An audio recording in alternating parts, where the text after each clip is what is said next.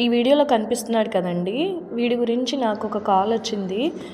వీడికి ఎప్పుడో దెబ్బ తగిలింది. ఆ పెయిన్ అది తట్టుకోలేక వాడు అక్కడ దగ్గరలో ఉన్న ఒక ఇంటి దగ్గరికి వెళ్ళి వాళ్ళ కాంపౌండ్లో దాక్కున్నాడు.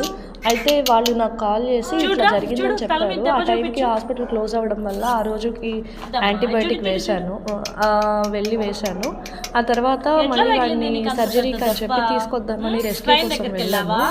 ఆ రెస్క్యూ కోసం వెళ్తే వాడు అస్సలు మాకు మాట వినట్లేదు. మేబీ గాయం ఉందనేమో అయి ఉండొచ్చు, చాలా భయపడుతున్నాడు. వాడిని పట్టుకోబోతే మొత్తం మోషన్ చేసేసాడు. ఆ తర్వాత కూడా ఎంత ట్రై చేసినా వాడు అస్సలు ఆటో ఎక్కట్లేదు. బయటికి తీసుకొచ్చాం కానీ బయటకు వచ్చేసి పారిపోయాడు. పారిపోతే మళ్ళీ దాని వెనకాల మేము పడ్డాము. అదే కాంపౌండ్లోకి వెళ్ళి దాక్కున్నాడు. మళ్ళీ దాన్ని బయటకు తీసుకొచ్చాము. మళ్ళీ బయటకు తీసుకొచ్చినా కూడా మళ్ళీ పారిపోయాడు. తర్వాత మేము ఏం చేసామంటే ఇంకా ఎలాగలా చివరికి హాస్పిటల్ దగ్గరికి తీసుకొని వెళ్ళాము. హాస్పిటల్కి తీసుకెళ్ళి దానికి సర్జరీ కోసం తీసుకెళ్లే లోపు చూస్తే దానికి కాళ్ళ నిండా మ్యాగెట్స్ వచ్చేసాయి. ఫుల్గా మ్యాగెట్స్ ఉన్నప్పుడు ఆపరేషన్ చేయకూడదు. సో మేము ఇంకా ఆపరేషన్ పోస్ట్పోన్ చేసుకొని దాని గాయాన్ని మొత్తం క్లీన్ చేయించి కట్టించి తీసుకొని వచ్చాము. తీసుకొచ్చిన తర్వాత మళ్ళీ నెక్స్ట్ డే మళ్ళీ ట్రీట్మెంట్కి తీసుకెళ్ళాము హాస్పిటల్కి. ఆ మ్యాగెట్స్ అన్నీ వెళ్ళిపోయే వరకు గాయాన్ని క్లీన్ చేయడము, కట్టించడం చెయ్యాలి. అలా చేసే క్రమంలో దాన్ని పట్టుకొని తీసుకొని వెళ్తుంటే ఆ మూతికున్న క్యాప్ని అది కొరికేసి మా ఫాదర్ చేతిని కూడా కొరికేసింది. 3 ఘాట్లు పడ్డాయి.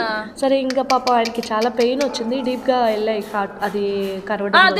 సో ఇంకా మళ్ళీ అది కొరికి పారిపోయింది అనమాట ఉండకుండా.